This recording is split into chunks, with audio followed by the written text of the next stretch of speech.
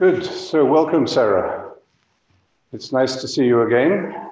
And we're gathering for the last 3 weeks around the world to explore hope and virtue with you. And welcome to everyone who's joining us. And I think today you're going to be looking in particular or starting to investigate the distinctively Christian qualities of virtue by looking at the other expressions of virtue in our tradition. So the door is open and we are listening. Thank you. Welcome again. Thank you. Thank you, Father Lawrence, and welcome everybody. Welcome back if you've been following along, and welcome to those who are here joining us for the first time. I wanted to start just by saying I've received many comments from last week, and I haven't had time at the moment to write back to everyone. I hope to be able to do that, and I really appreciate the comments. Some just expressing appreciation, others wrestling with aspects of the presentation, and in particular, people still wrestling, as I am, with the whole question of obedience, which I raised in the second talk. And I've had some very searching questions about the question of, am I really talking about people having to be obedient in context of abuse or systematic destruction? I guess I hope it's obvious that I would want to say that no, we don't have to consent or be obedient in situations of abuse. But I recognise that when I talk about the notion of obedience to the given, that it raises that issue and that needs further unpacking. And I do want to do that, but I'm going to hold that over probably until the last talk. So I hope that you can hold that question. I'm not ignoring it. I realise it's actually the real knot in a lot of what I've said, and we're going to be coming back to it.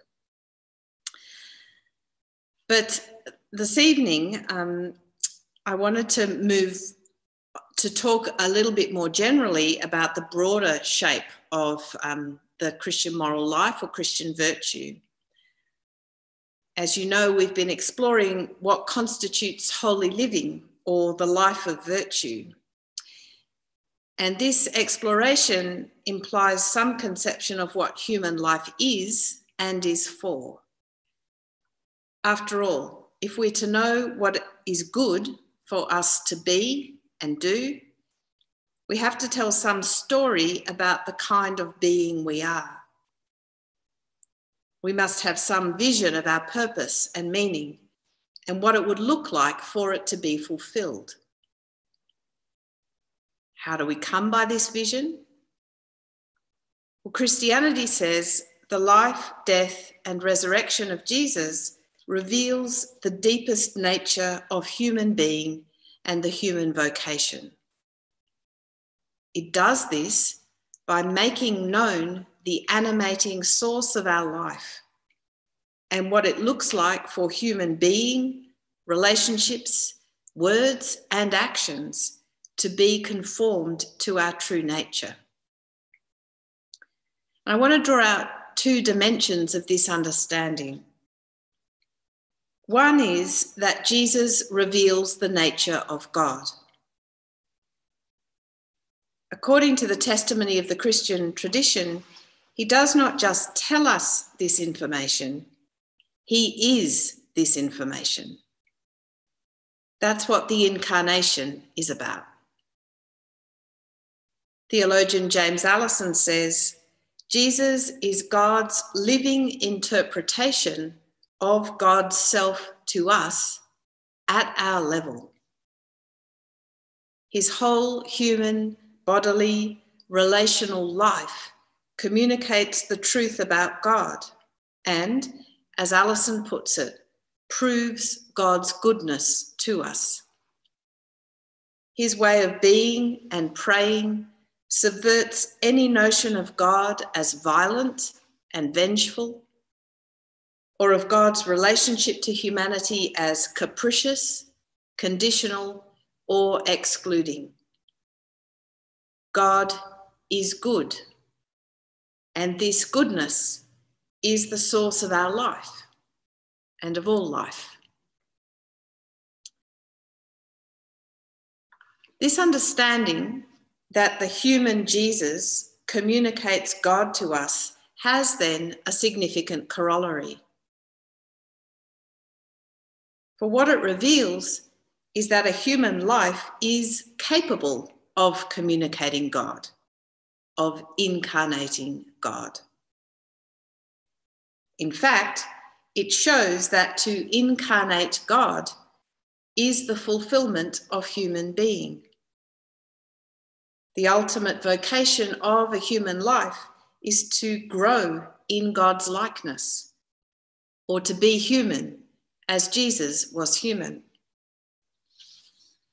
And once again, this revelation of human possibility is not simply at the level of information.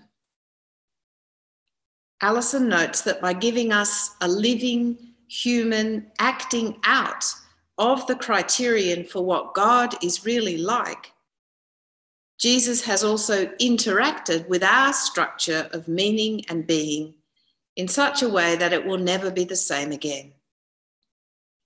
In other words, Jesus is not just a model we're given to follow.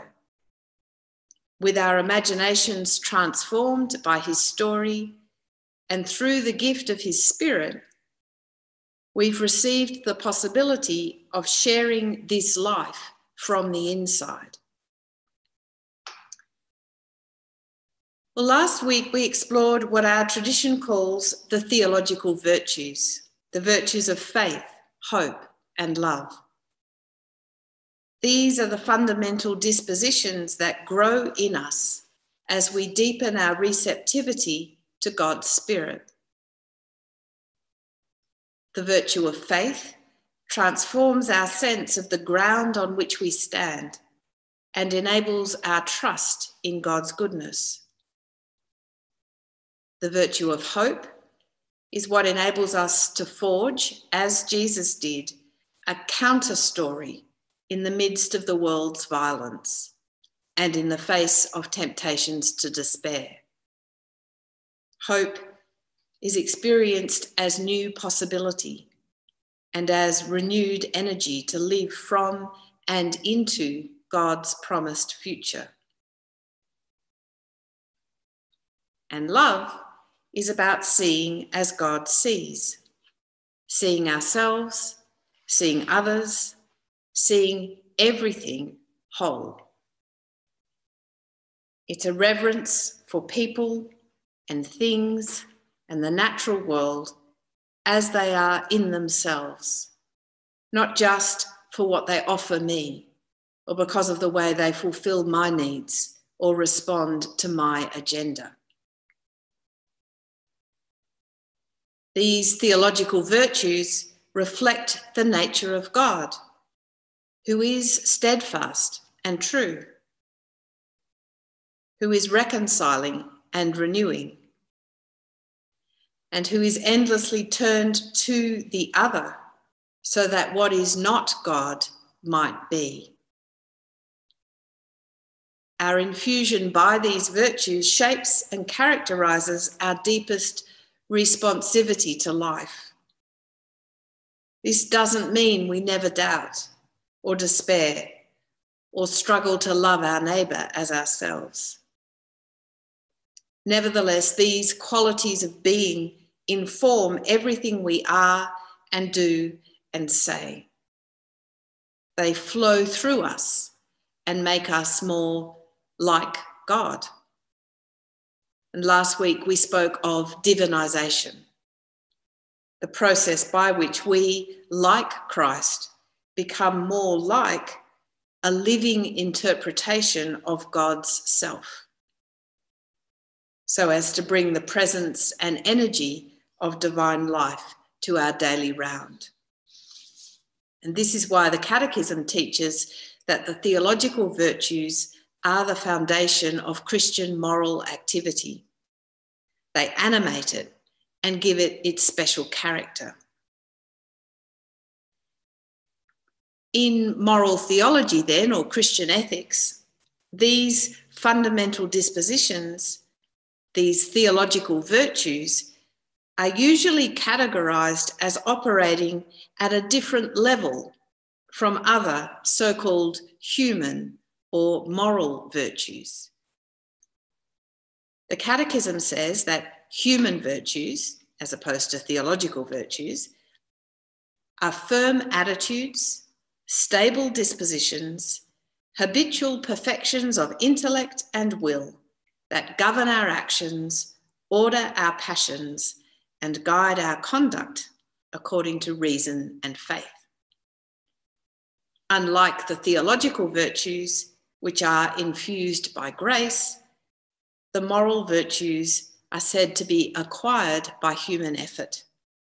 They are the fruit and seed of morally good acts. Well, I must say, I'm not entirely convinced by this distinction between virtues that are solely infused by grace and others that are acquired by human effort. My sense is that grace and effort are involved in and necessary for both.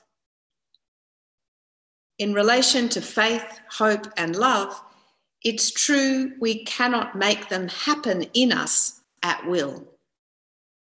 They are received as gift, a fruit of prayer and our desire for God. And yet at the same time, it takes something to cultivate the ground for them and to continue living out of these graces. It takes something to refuse the temptation to despair, or to practice giving ourselves in faith, or to sustain our loving regard. They're gifts, but they don't land on us out of nowhere or grow in us without our participation. And as for the so-called human virtues, which include such things as kindness, courage, self-control, here too, I think both effort and grace are involved. We can seek deliberately to cultivate these dispositions in ourselves, in our children and our communities. We practice them. And yet there is also a sense in which their fullest and freest expression is experienced as grace. We can find ourselves surprised, wondering at our own courage or patience in difficult circumstances, for example. And indeed, the Catechism acknowledges that the human virtues acquired by education, by deliberate acts, and by a perseverance ever renewed in repeated efforts, they are purified and elevated by divine grace. So it seems to me then that in considering the relationship between the theological and moral virtues, the important point is not so much a rather slippery distinction between effort and grace, as the insight I've already cited, that there is a distinctive colouring, a special character of the moral virtues when they are informed by the life of God. And how this matters is something I want now to explore a bit further. So what are the moral or human virtues? I noted in the first talk of this series that every culture has a repertoire of proverbs and sayings, stories that convey wisdom and insight about the good life. They reflect the ways different cultures conceive of what is good for human being, and so the qualities that are admired and seen to conduce to human flourishing, both individual and communal. There may be significant commonalities in these conceptions across cultures, and also significant differences. In traditional moral theology, there are said to be 4 fundamental human virtues. These are derived in the first instance from the philosopher Plato, who wrote in the 5th century before Christ, before the Common Era. They were taken up and adapted by the Christian tradition in the work, among others, of St. Augustine and St. Thomas Aquinas. These 4 basic virtues are called the Cardinal Virtues, from the Latin cardo, meaning hinge. All the other virtues are supposedly hinged on or grouped around them. And in older English translations, the cardinal virtues are rendered as prudence, justice, fortitude, and temperance, which is a rather forbidding list, and it makes you think of Victorian families with virtuously named children. Well, prudence is to do with what we might call practical wisdom or discernment. It's the capacity to make right or wise judgment and to choose the best course of action in particular circumstances. Prudence is sometimes called the charioteer of the virtues because it guides the exercise of all the others. Discretion, which St. Benedict calls the mother of the virtues, is in the same semantic field. Next comes justice, which is the virtue that disposes someone to give their due to God and neighbour. Justice is connected with notions of righteousness, uprightness, and integrity, with fairness, respect, and equity. Fortitude is connected with strength and courage. The Catechism says that fortitude ensures firmness in difficulties and constancy in pursuit of the good, and enables one to conquer fear, even fear of death. Under fortitude may also be grouped such things as endurance and perseverance. And finally, temperance is to do with self-control, self-discipline, with moderation and sobriety. It ensures the right use of created things and directs human instinct and desire in proportion and in accordance with the good. There are other ways of grouping or listing the virtues in the Christian tradition.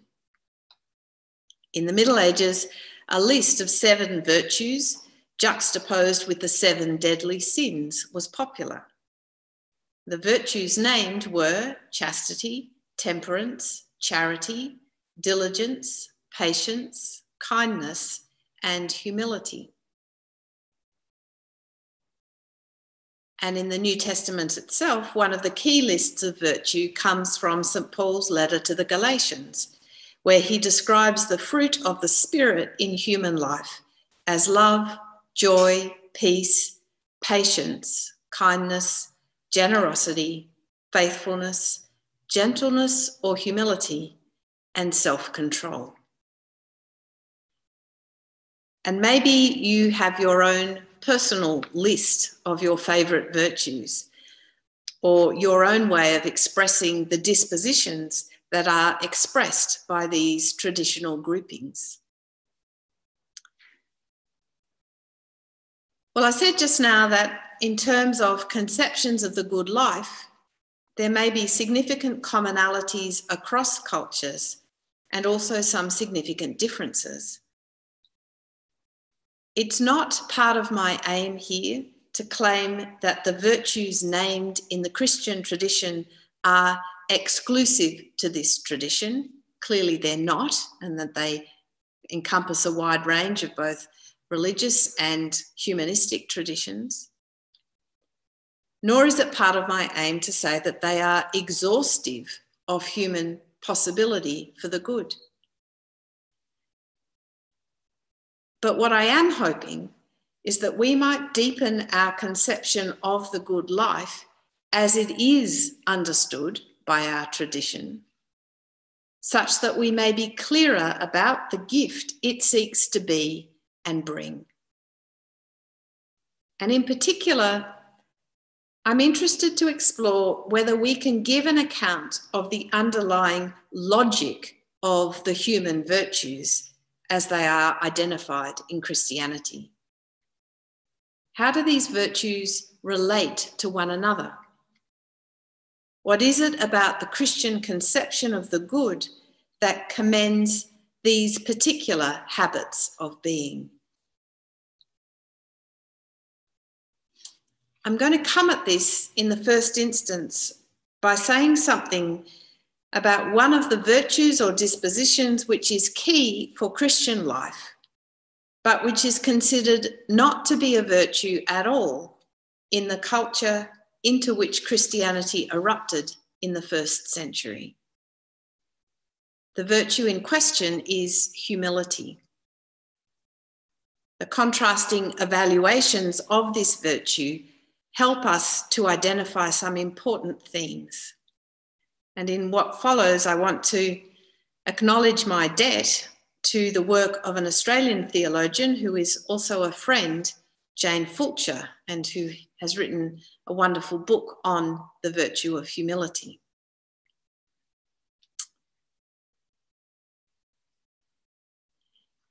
In Greco-Roman culture, the good life, or human flourishing, eudaimonia is the word in Greek,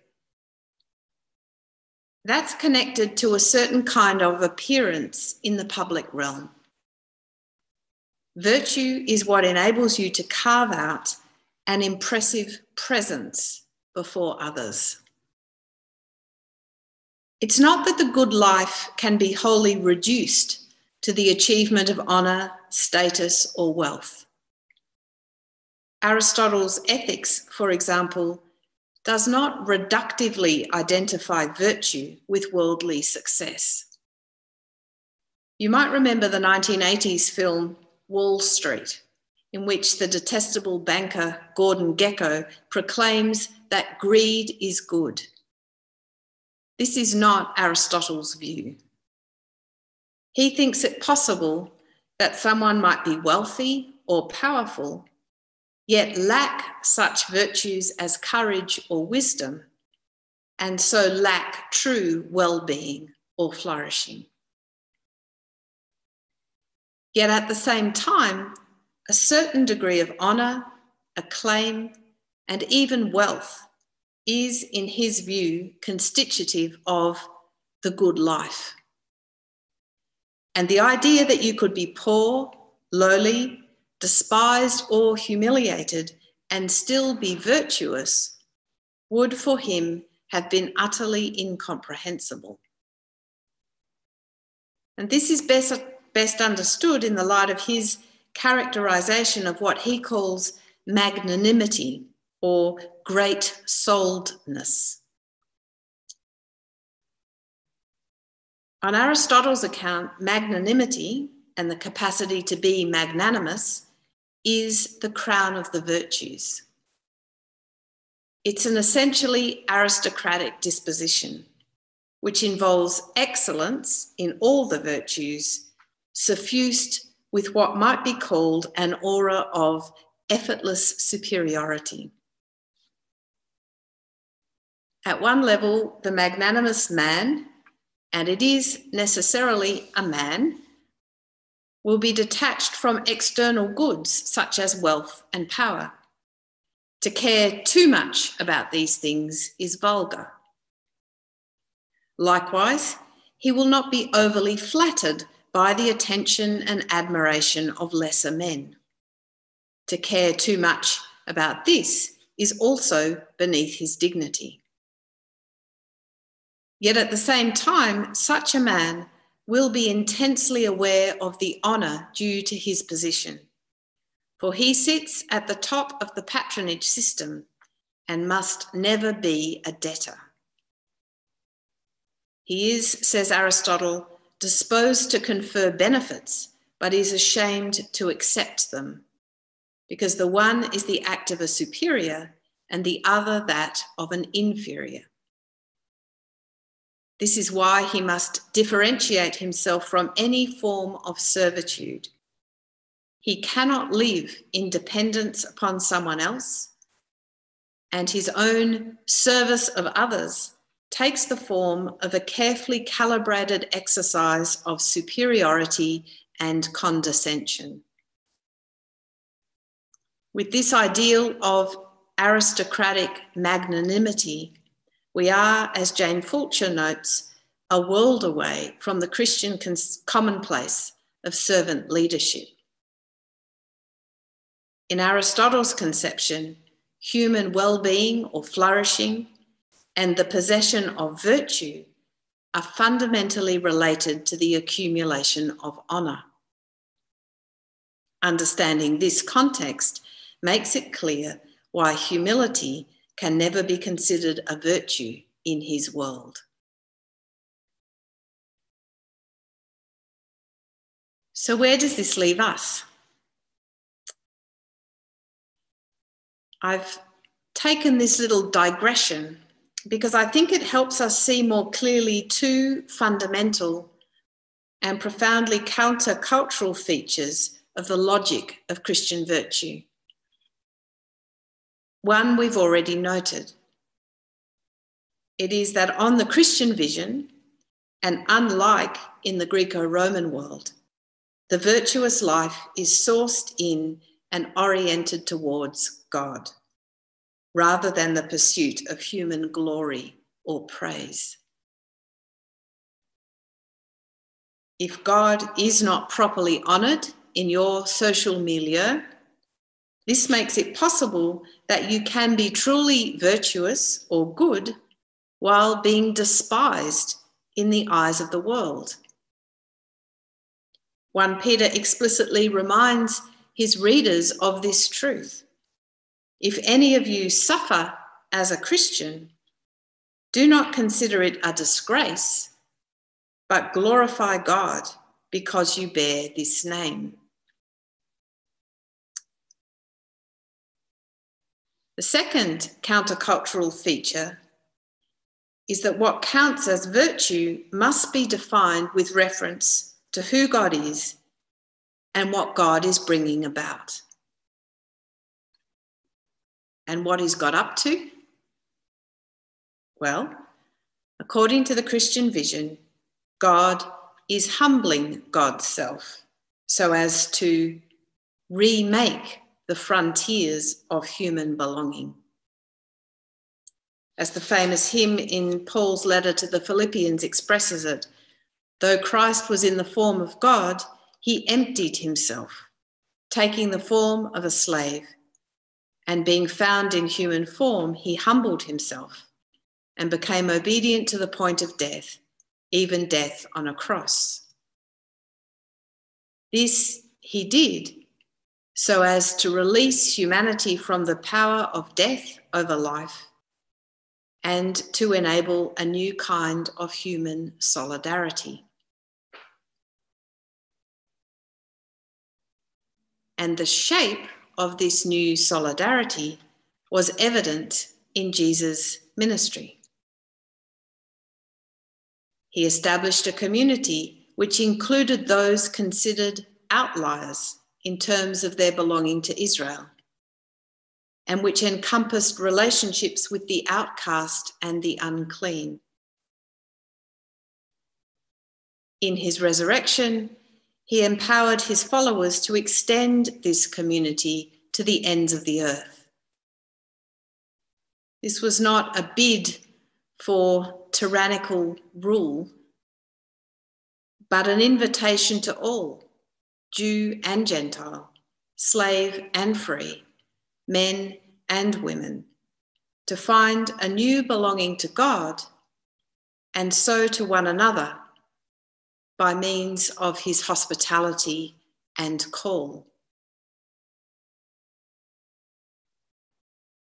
In this vein, Rowan Williams speaks of what the church does, this early church does, is to uncover what he calls a buried capacity for communion between human beings as such, as flesh and spirit, as mortal, sinful, and walled off from each other, in need of a relation God alone can provide. In other words, what Jesus is doing is creating a community in his life and on the other side of his death, which is not determined by pre-existing social limits, whether they are familial or ethnic or national. And its members have no need to secure their value over against each other or over against other communities. Williams says that if the Christian movement believes it has something of relevance to say to the whole of humanity, this relevance depends on its difference from existing patterns of human relation and power. In this new community, our belonging is the gift of God. It's sourced in Christ's universal welcome and desire that all should live. And if this is what Christ is doing among us, remembering that Christ is God's living interpretation of God's self to us, then what counts as virtue in Christian life must be defined with reference to this action of God. To be virtuous, then, is to participate in and enable this new possibility of communion between human beings for the good of all.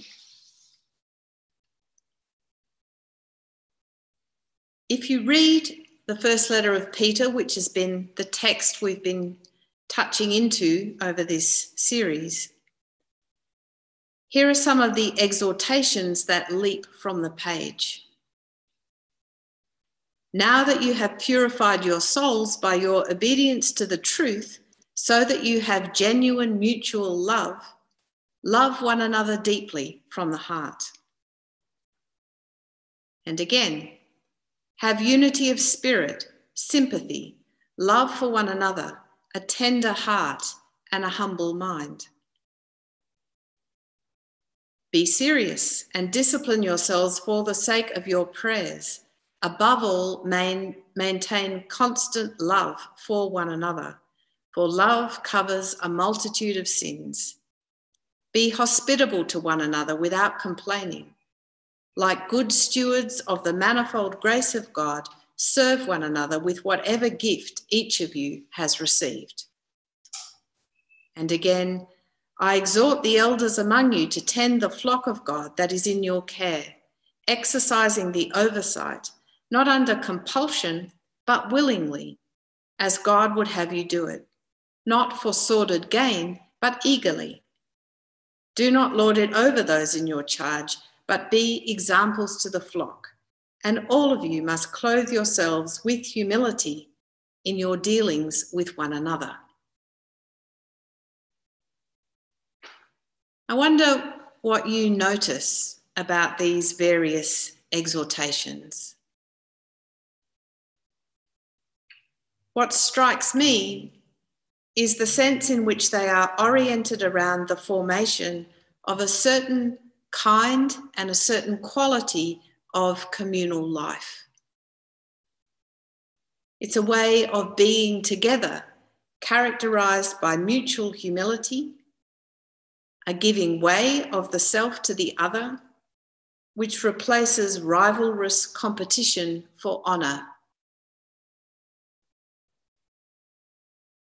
This overarching shape of Christian virtue is easy to miss when you just list the virtues individually as a standalone set of desirable attributes, as if it's just one damn thing after another. And Williams expresses with typical insight what's at stake here.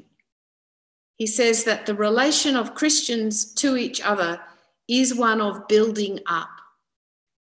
We are engaged in Christ in constructing each other's humanity, bringing one another into the inheritance of power and liberty whose form is defined by Jesus.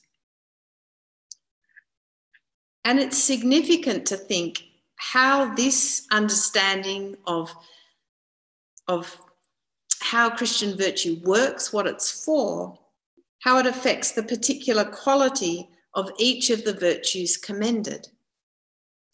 For example, a generosity that is oriented towards mutual building up, a generosity that truly seeks the good of the other and that comes out of a sense of radical mutuality and sharing in gift, it has a quite different feel from the generosity of Aristotle's magnanimous man, whose largesse is oriented primarily towards his own honour and with a view to how he is regarded by those around him. And it might be instructive here to think about the spirit of certain forms of philanthropy.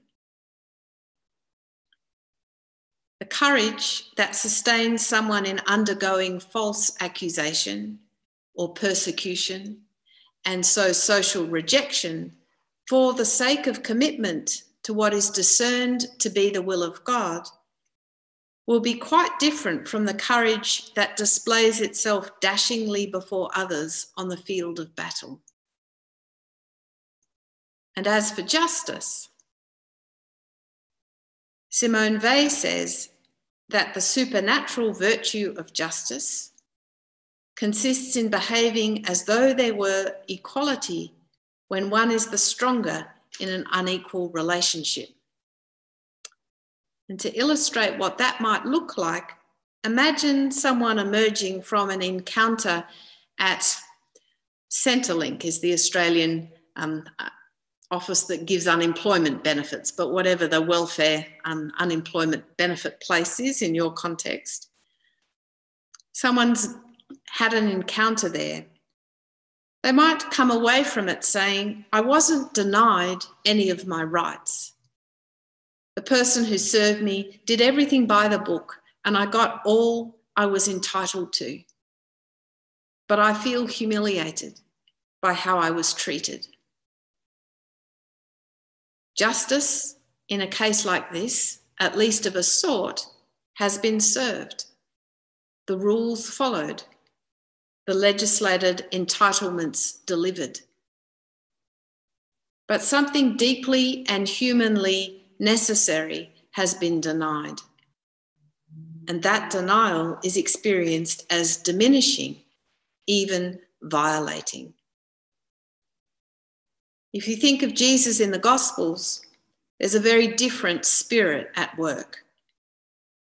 He doesn't just do the minimum to get someone back on their feet or back to work, while at some level condescending to them, making them feel small or at fault, begrudging his attention.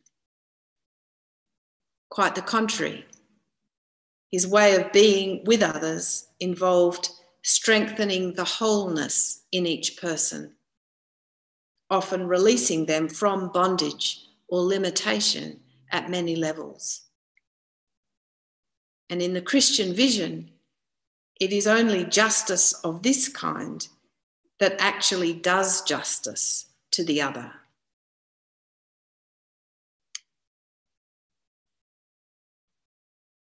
So the virtues commended by the New Testament letters and reflected in the various lists and groupings of our tradition,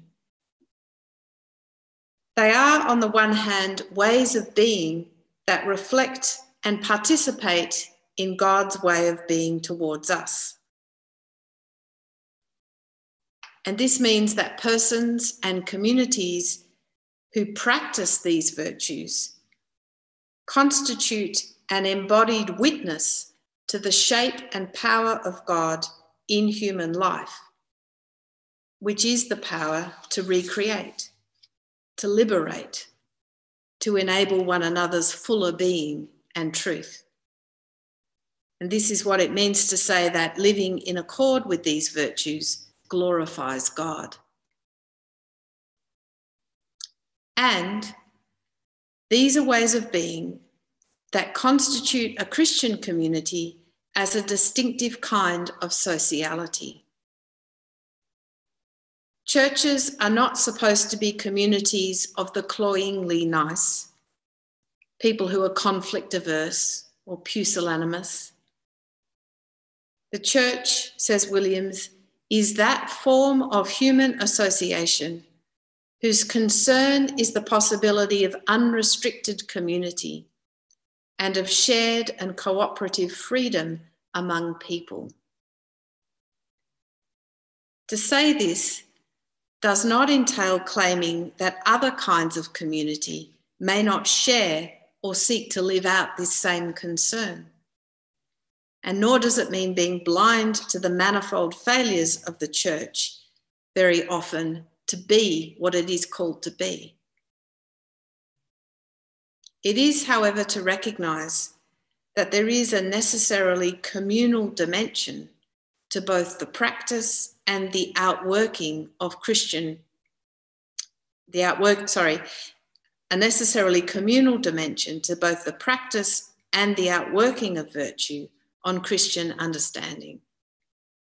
Our growth in virtue as persons and communities is proved by the quality of our relationship with one another and with the wider world. And if the church is being itself, quoting Williams again, then mutual relations within the body of Christ should constitute an irritant that can prevent the human world from settling down with mutually exclusive and competing tribalisms. That is, the being of the church will show up the ways in which the world is refusing the way of love.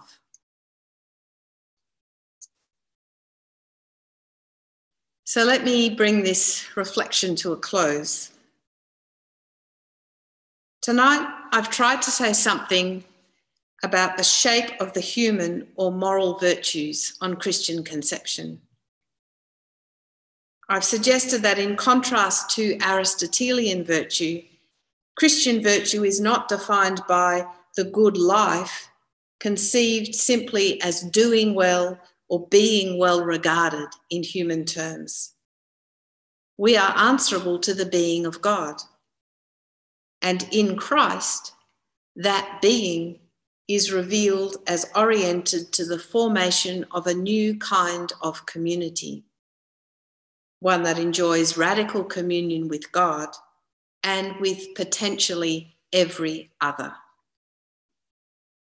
The virtues that recur again and again in the New Testament literature are those that enable mutual edification, the building up of community, the setting free of one another from bondage and limit, so as to enable our fullest humanity and life.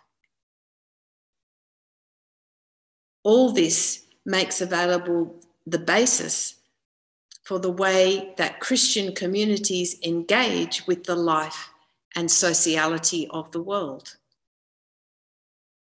Sometimes such engagement may take the form of mutual recognition, shared endeavour and commitment. And sometimes it may take the form of critique and prophetic reimagination. In this series, we're thinking about the shape and significance of Christian virtue in the context of the world's current crisis, and as we consider the kind of world we'd like to see on the other side.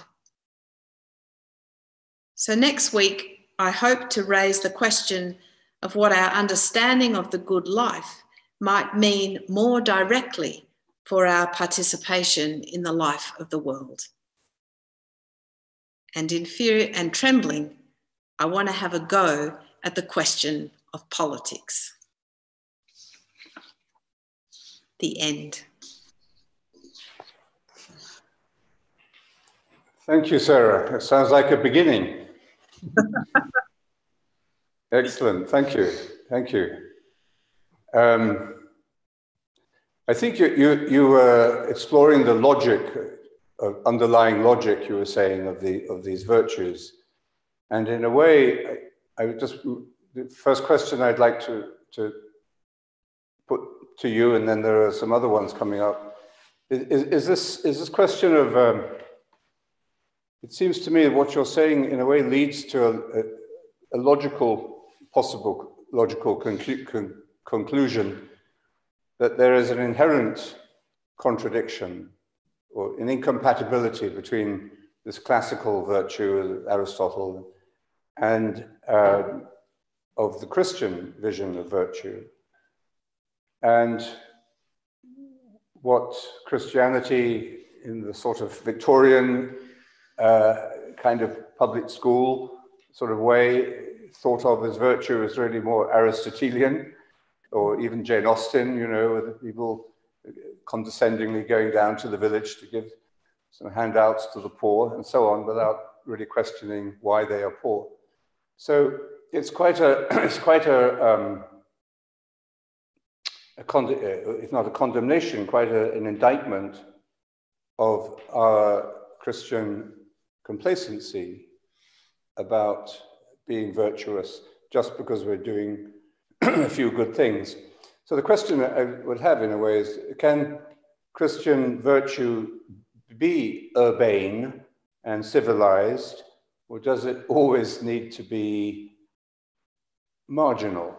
Does it always need to be counter-institutional, counter-cultural, you know, a voice against power and so on? Is there an inherent disparity between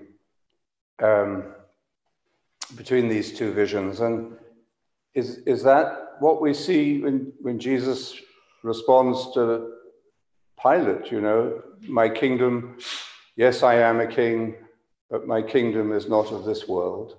So there is an inherent contradiction between the two. And how do we live that contradiction without all going off to live in the desert or the Himalayas, you know? In a way, that's kind of why I'd like to have a go at the question of the politics of it next week. I think that's right. I think it's very easy, and it certainly happened a lot in, you know, Christian culture, that you end up being co-opted back into an honour-shame kind of ethic, and that you are parading your good deeds before men kind of idea. I don't... And so a whole lot of public school muscular Christianity and all of that is very much that. It's a kind of veneer, but underneath the fundamental spirit of it hasn't been transformed at all.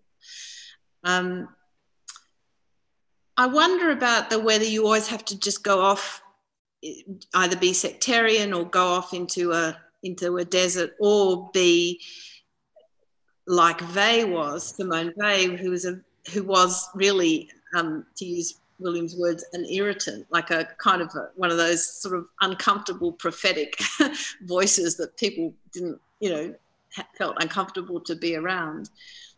I guess I'm thinking of there's stuff in this letter of Peter and others which talk about, look, be ready to give an account of the hope that is within you, and stay the course. Keep yourself centered in your real responsiveness to the good, but you can do that with reverence and gentleness. You can, you know, you can you are in some sense a counter to the world, but there are different spirits in which you can do that as well. And I guess there's always a potential corruption that the prophetic spirit ends up just being strident and self-righteous, and so falls off the cliff in a different way. But I think that's a really just a key question. It's all very well for us to, have this beautiful conception of what this virtuous life responsive to God, this kind of justice really looks like. But then what does that mean if you are working in public life, or you are, a civil servant, or you are like, how do these things enter into a kind of constructive engagement? Is the real question, I think. Okay, well, thank you. Well, you have a week to pursue that.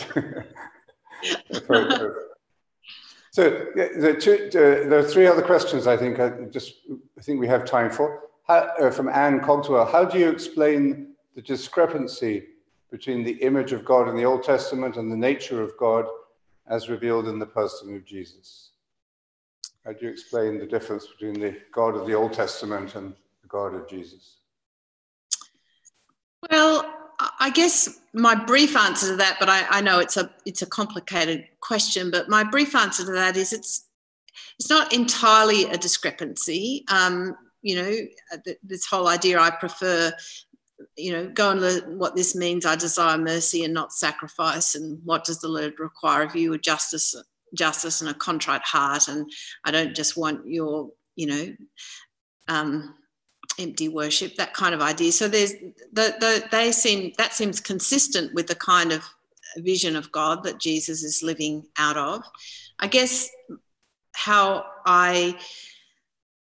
it comes down to how do you read the scriptures, and my sense is that we've got a process of human beings learning God, learning what God is like, a kind of revelation that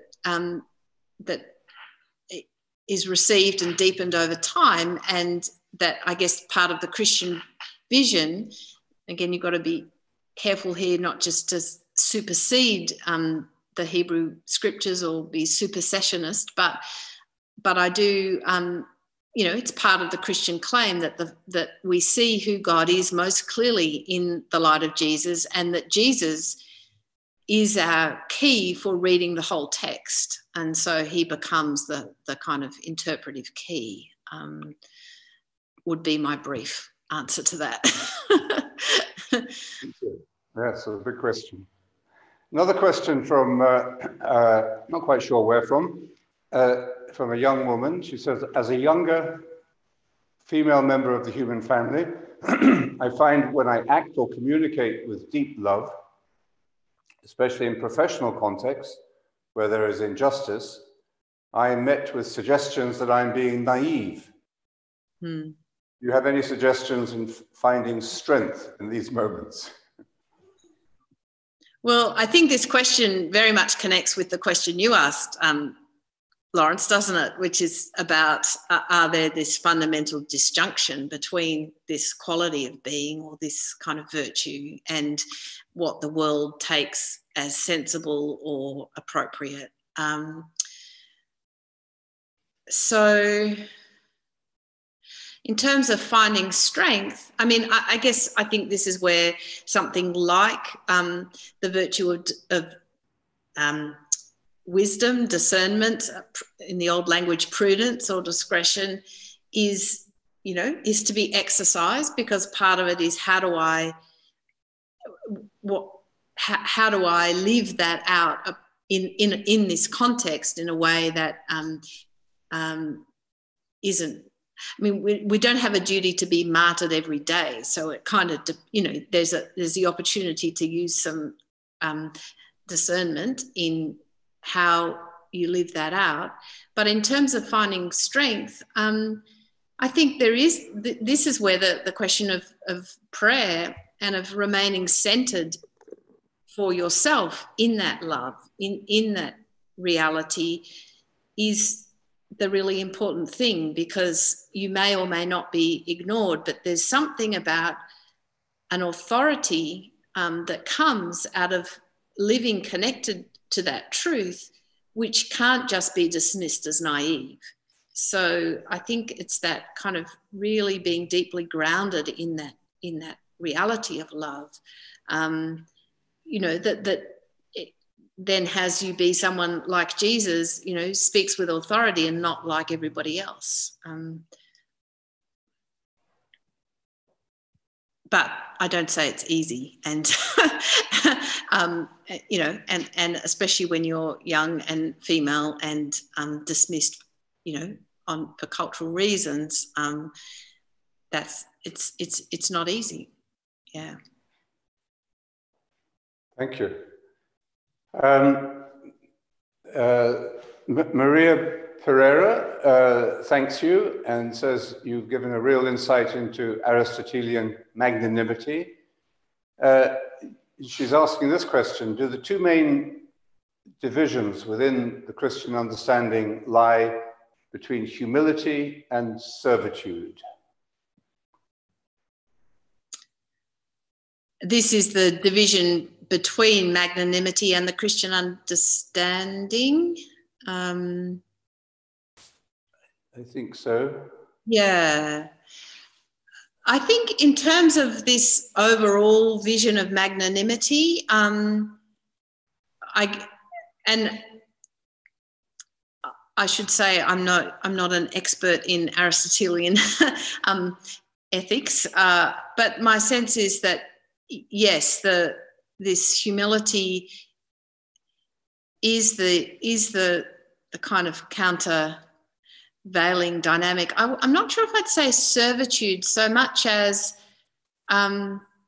this kind of sense of radical mutuality or radical regard for the other, so effectively love of neighbour, because the magnanimous man and an honour shame culture is always needing to kind of have a hierarchy of honour, you know, of status, and that's what's being subverted in this. And I was really struck when I read the first letter of Peter, this constant exhortation to mutual humility, mutual regard. There's a kind of radical egalitarianism about it. So I wonder if it's humility and pairing that with this profound mutual regard and desire that all should flourish in the same way. That's distinctive. Good, thank you. Yes, Maria thanks you for that. Good. Well, a couple of comments as well. Alan Faulkner reminds us we can't love our enemies by retreating to the desert. And Liz Waddington, I think, shares something of her own career, maybe. She says, interesting about the politics side. I was pushed to leave my civil service job because I felt the processes and lack of empathy to people on the fringes and no humility being shown. So as somebody who's lived the kind of conflict you're talking about there. And I think that's it. And somebody also relating it to how we have to rethink our baptismal vows in the light of what you've been saying. So I think, thank you again. It's wonderful the way you are able to link these very clear intellectual explorations and trying to clarify these ideas, but that they bring us back, the clarification, the way you're thinking and teaching brings us back to real life and to questions of choice and as well as our own contemplative inner journey. So it's very, very enriching, and I'm sure I speak a terrific offering tonight. Thank you, Sarah, much appreciated from mirror to hand. So that sums it up, I think, for us all. Well, so thank you. We look forward. No, go on. No. You have the last. No, I was just going to forget what I was going to say now. But no, we look forward to next week. But what were you going to say? I was just going to say, look, I really appreciate, you know, the wonderful listening and people's willingness really to stay with this stuff. I'm halfway through each talk. I have this crisis of confidence that it's all too dense and incomprehensible, and you know, it's just too difficult. And then I'm reassured by people engaging with it and finding connections with life. So thank you for doing the work of that. Yeah, thank you. Well, thank you. It's been it's a collaborative work, but you're doing most of the work. Thank you very much. Okay, we look forward to seeing everybody next week, same time. Good night. Good night. Thank you.